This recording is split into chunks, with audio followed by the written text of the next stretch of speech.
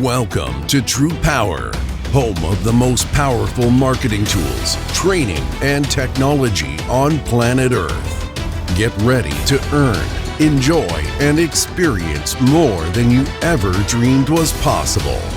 If you're tired of just getting by and ready to really thrive, then buckle in and listen up. Here's your host, Matt Fox. Well, hello, and welcome this fine day. Today on episode 253 of TruPowur Academy, we are going to talk about how to enter a commercial customer into the pricing platform and create a proposal and how to send it through the CRM. So without any further ado, let me share my screen and let's jump right into it. All right. So from the quick launch menu, you should be able to access the back of the pricing platform right here, which is the dashboard, right? And so assuming that you have already received a utility bill, a commercial utility bill from the customer, and then you need to put some information together. Now, I have already taken the liberty to do that. So when you receive a utility bill from the customer, there's obviously information that you need to take off of that. And so one of the things that I like to do to make it easy, because this is a PDF, so you can't just copy and paste that information, and much easier than just taking and having to handwrite it, then transpose that and type that back in. One of the things that I like to do is to open up a notepad where I can set this to the side and see the bill below it and then enter that information into a notepad in a document to where I can take and then transpose that and copy and paste that, move along a lot faster. That way you don't make any mistakes. It's much easier to review that information. And so that's just a quick little tip on how to take the information from a PDF and put that into something that you can now use that on. So I already have that open. And so once you go into your dashboard, we are going to add a new customer. So from here, we'll click on add new customer. And we are going to put their zip code in there. And then we need the total KWH, which I have added up, and that is 60984.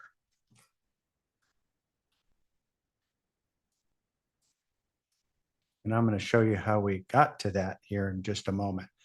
So now once you've put in the zip code and their total KWH, because there are two bills in this instance, we're going to go ahead and click submit.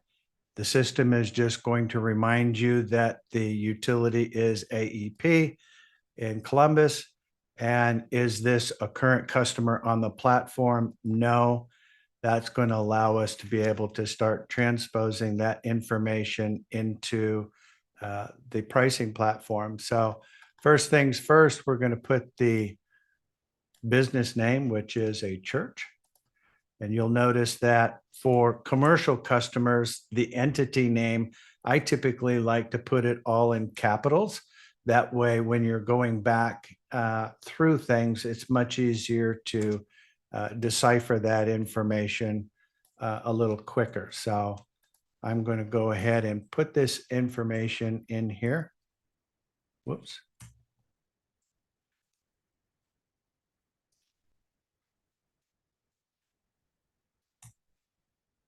And he is the pastor. And then, of course, we already have the zip code, city and state. So all we need now is the street address. We'll post that in there. And the billing address is not different from the account address. So sometimes if you have a customer who's billing, maybe it goes to a PO box and you need to add that information, click that box. It'll open up a little drop down for you to be able to put that extra billing information in there. we're going to go ahead and put the phone number in here. And it does require both a mobile and email. And so we're going to put that in there. And unless they've told you otherwise, I like to just go ahead and click all of these on and hit next. That's going to take us to a page where we're going to look at the address validation. Sometimes now, if I would have spelt that out and said 4880 Langley Avenue and spelt it out, the suggested address might have been abbreviated. I always just select that one. So that's going to update the platform. Now we need to put the service delivery identifier number in there. You can see right here, based on the zip code, it's telling you that it is a 17 digits, starting with 0004-06210. And there is a sample bill for you to look at in case you're trying to decipher where you would locate that information. So I have already pulled that information up. And so I am going to put that information in here. Got the check mark, so we're good to go. And upload a copy of the bill. So we're going to go ahead and hit browse. I am going to take that first bill and attach it. Now I know that there are actually two bills with 2 meters. So I am going to go ahead and hit add location. And that is going to help me put the other information in there. Now, for the most part, everything is going to be the same as the first one, other than the account number. And so I'm going to say copy everything from the first one into the second one, so I don't have to re-enter all of that information. And now all I need to do is put in the new service ID number.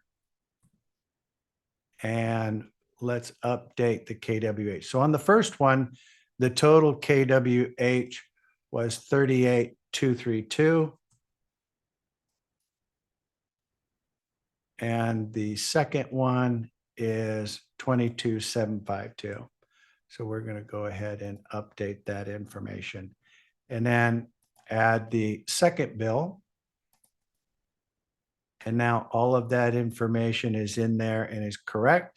So now we can click on review to make sure that everything is entered into the system. You can see that by adding in the 2 different KWHs for each bill, the system has totaled up the annual usage.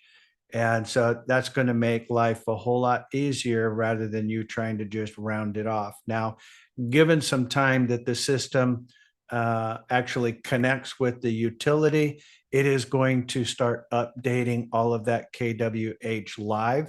So right now, based on the bill, I am just taking the current usage and multiplying that by 12. So it's going to be really, really close. So everything looks good. So we're going to go and hit submit. And so now that customer is now in the pricing platform. It is going to take us to this page, which is going to give us a high level of the customer. So here we are with some of the information. You can see that the 2 bills are down here. They're attached, and in some time, the actual account usage should start updating. Sometimes it can take a couple of hours to a couple of days. But we've already got that information in there enough to be able to move forward with this as it is. So from here, there's a couple things that I do want to address just to reiterate from previous trainings, and that is to generate an LOA. All you need to do is click that button, nothing else. Just click the button. It will send an electronic request for signature to the customer. The LOA is a letter of authorization, which is required to request historical usage from the utility, which will help the supplier to bid on any account that we do in a reverse auction. We're not going to do a reverse auction on this, so we don't need the LOA. Similarly, if we were going to do a reverse auction and we wanted to include their current supplier, then we would want to make sure that we have an LOE, which is the letter of exclusivity, which means we could include the current supplier in that bidding process, and they couldn't just send the customer to retention and do a deal behind our back. So that protects you and protects the customer. So if we are doing a reverse auction or a custom price request, then we would want to get the LOA and the LOE in advance. Right now, what we are going to do is look at today's rate. So we're going to go ahead and click on view today's rates. That is going to pull up a page where all of the pertinent information that we've already entered into the system is already there. The only thing that we have to do is put in the price to compare. So here's something that I want to share with you. So we know that on the first account, the customer paid $423 and their usage was $31.86. So if you take a look at that, that would equal, if you take 423 and divide it by 31.86, that's going to come out to 13.2 cents. If you take their second bill, 283, and divide it by 1896, that's going to come out to 14.9. Well, not so fast. The real correct way to do this to ensure that you're not going to make any mistakes is to take both KWHs. So we take the first total annual KWH from the first bill and the second bill and add it together. So that gives us 60984. And then we're going to take both bills, add them together. So that's 706. We're going to take $706, divide it by the KWH total, which is 11.57. So now you're going to actually have a blended rate. So that's the way to do it when you have multiple bills in place. So we're going to put that in here at 11.57. I think that's what it was. Yep. And now it is going to update the platform to let us know, is there any potential savings for the customer? Now, from here, you can see that in the market analysis, it is showing that we're in the lower third, which is really good.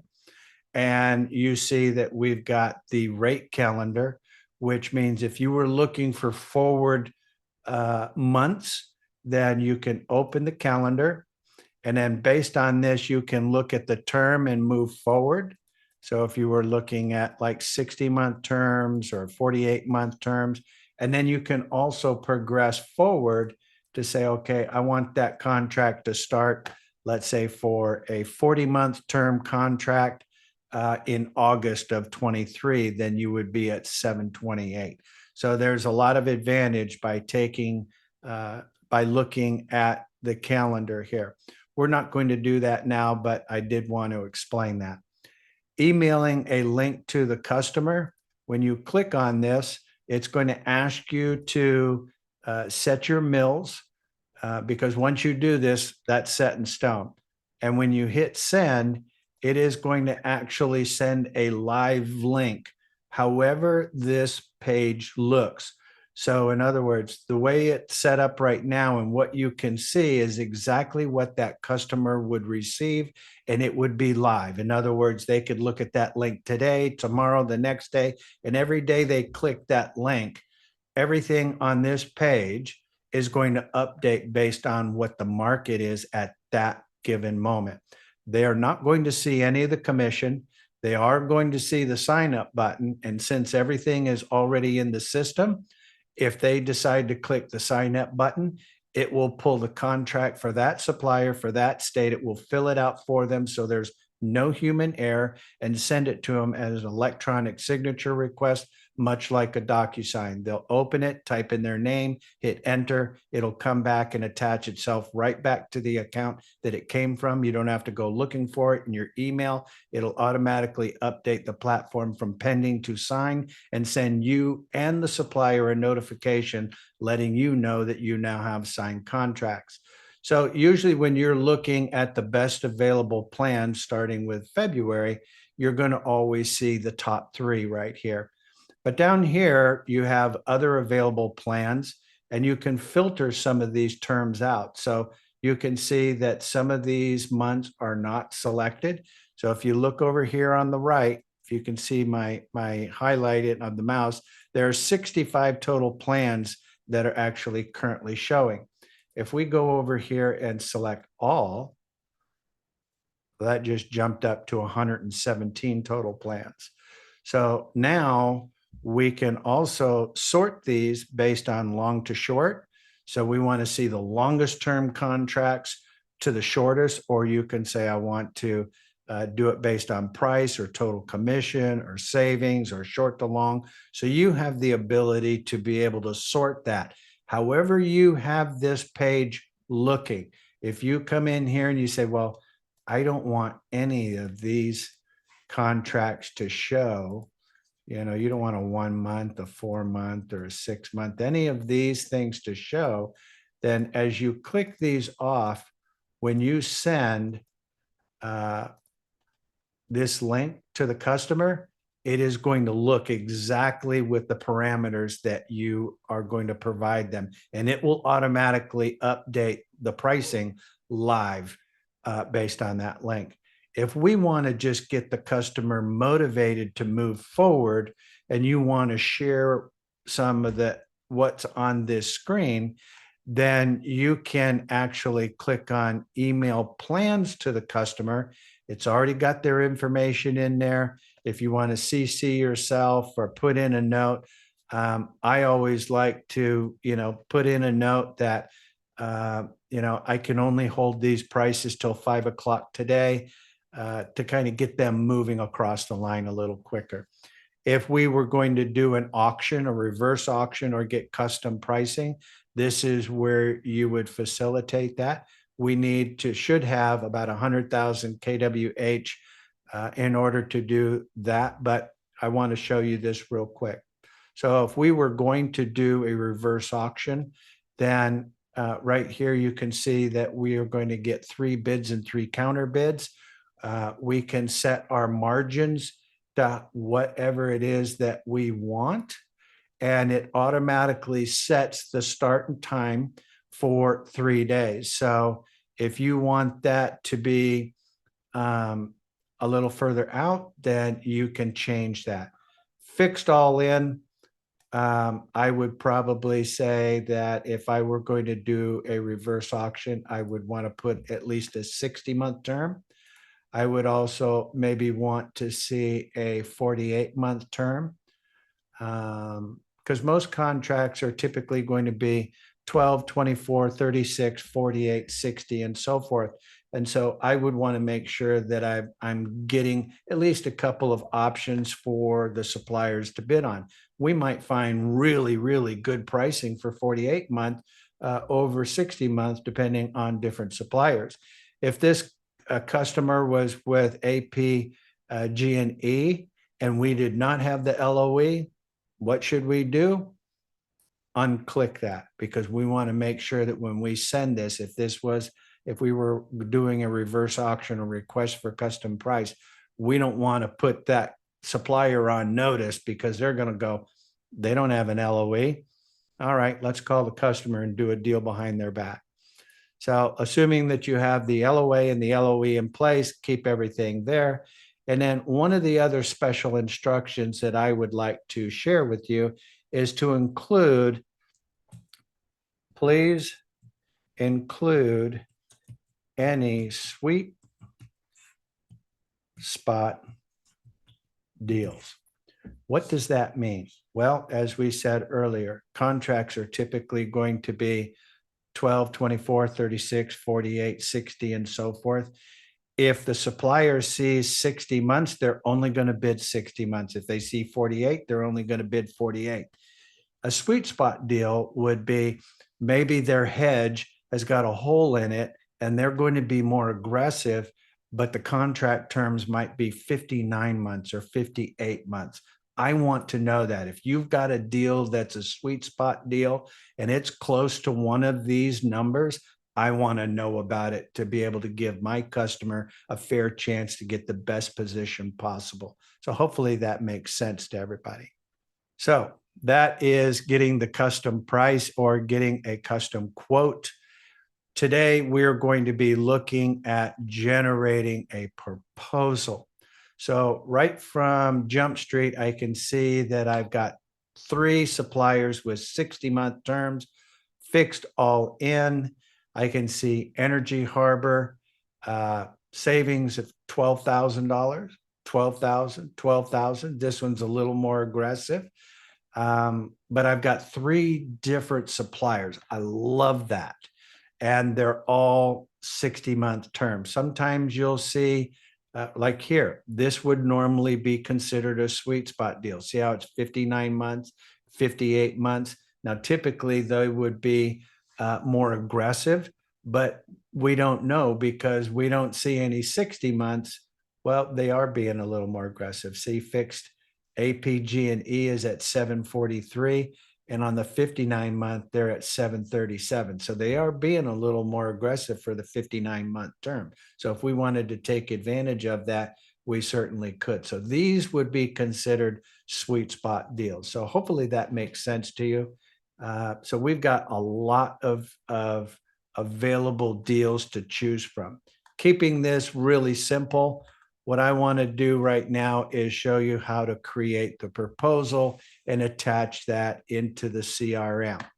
So we're going to click on Generate Proposal. We're going to select Fixed All In, right? Let's deselect some of these shorter term contracts. And let's put in a 60, 59, and 58. Let's just take a look at that. Click Next. And you can see we've got 3 different suppliers available based on those long-term contracts. We're going to hit Next. And right here is where you're going to be able to see the pricing. So we've got 58, 59, 60. And so if we wanted to, we could actually say, okay, well, you know, maybe I'll include this one right here because that looks really good. APG&E for 735. We'll do that at 58 months. And then the other 2, we're going to go to the other end of the spectrum because I want them to take this one, right? I want it to be not a maybe. I want it to be a yes or a no. If you only send one supplier in your proposals, then the question is yes or no. If you send 3, then it's if, then, else, rather than would you rather go with this one or that one, not a yes and no answer. Hopefully that makes sense. So I'm going to include NG and Energy Harbor. Click Next. And the system has not already started updating it. Obviously, we could do this manually. I'm not going to mess with it right now. But you can include charting. So market data, we can include that if we wanted to. I'm not going to include it right now. And that would take into account all of the usage for all of the different months. Once the system updates, all of those numbers would look different. Right now, it's taking that 60,000 kWh and dividing it by 12 and evenly distributing it across all 12 months. Right now, we just need to see what does the proposal look like. So we're going to go ahead and click Next and click Download. And while that is preparing, I am going to go ahead and once again, copy the name. And right here, you can see the proposal in the bottom left-hand corner of my screen. Now, I don't want to send that to a customer with the word proposal. If you get an email with an attachment that says proposal, you feel sold, right? So I'm going to click this, open the folder, click one more time and change it to their name, company name. So now when I look at this, when they get the email, it will have the church's name on the PDF. They're going to obviously want to open it. So your information is on there. You're able to scroll down. You can see that we've got 735 and 7.3 on the 60 months. So these are all great opportunities. So which one is the best for the customer? 735, 733, 750. I think the customer is going to go with Energy Harbor at 733. And that is going to show you that based on this savings, the annual savings based on Energy Harbor is going to save them $2,500 a year. That's a 36.6% annual savings. And over the course of the 5 years, it is going to save them almost $13,000. I think that customer is going to be ecstatic.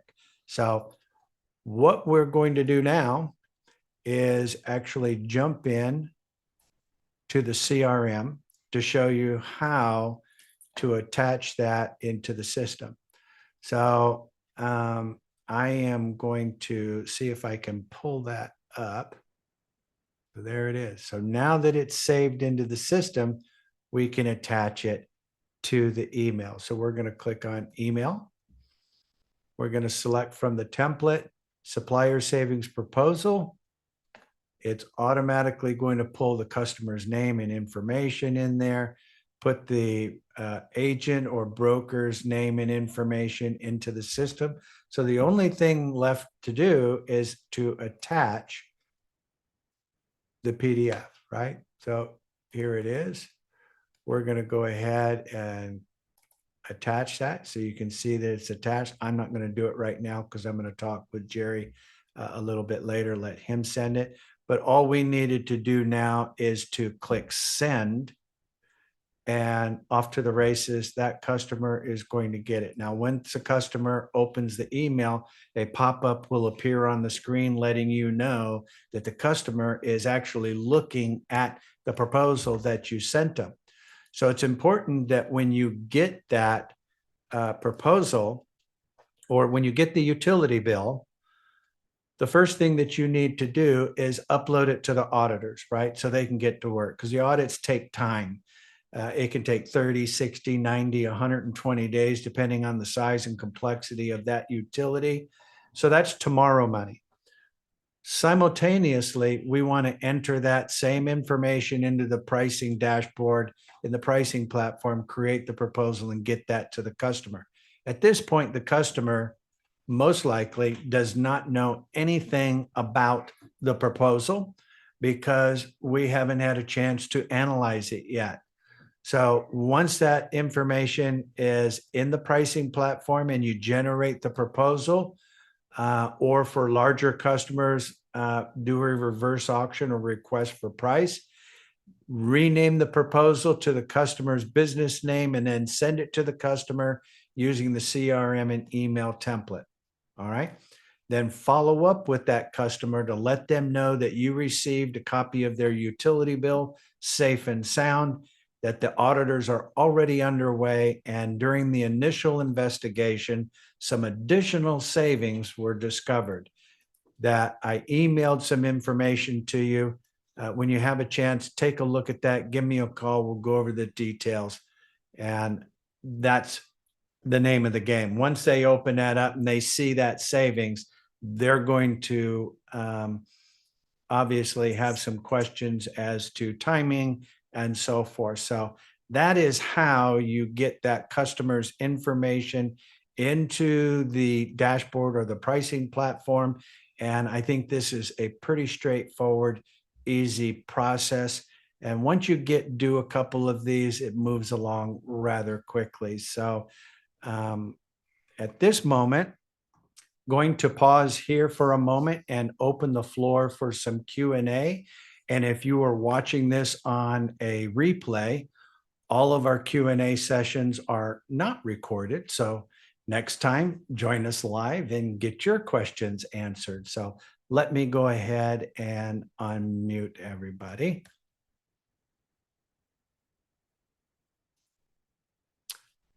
Okay, then. Well, I guess that wraps up the Q&A session.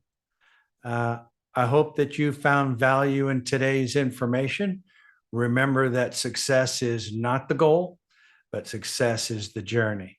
With that, you don't have to go home, but you can't stay here. So until next time, have fun storming the castle.